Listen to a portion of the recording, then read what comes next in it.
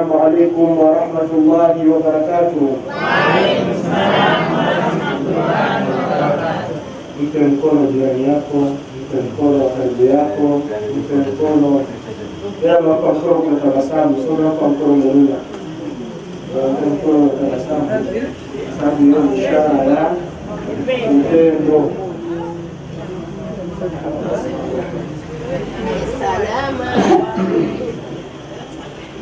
Inshallah biidhnillah tabaraka wa taala tunamaliza dua.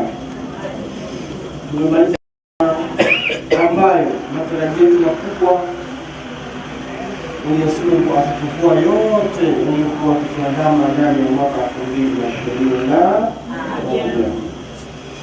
Kwa idhini yake Subhanahu atatuingiza ndani ya mwaka 2022 ikiwa salama, watu wapya na mambo mapya na mwaka mpya.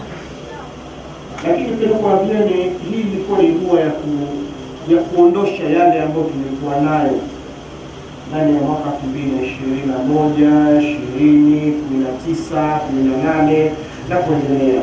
Kwa sababu wapo wengine ambao miaka yote hii ilikuwa ikiingia wala hawajapata kufanya dua ya namna hii, si ndio? Ndio.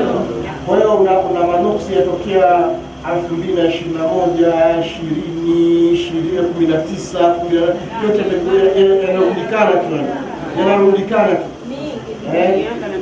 Miaka na miaka. Sasa tunaenda kuyaondosha kwa idhini yake Mwenyezi Mungu kwa kukoga maji haya na kunywa maji haya. Lakini pia tunaondosha kwa dua ambayo tulianza tukajana mpaka leo.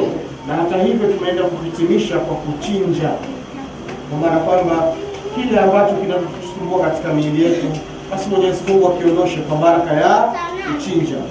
Allah tabaraka wa taala anasema baada ya a'udhu billahi minash shaitani rrajim, inna a'tainaka al-kawthar fasalli li rabbika wanhar inna shani'aka huwa al-abtar.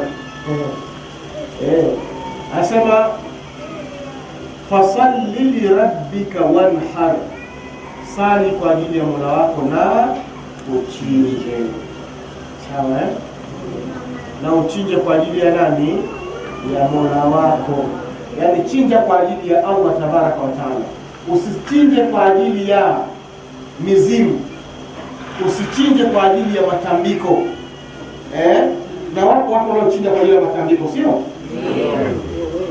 Ndio wengi Ndio hatari hiyo. Badala kujitibia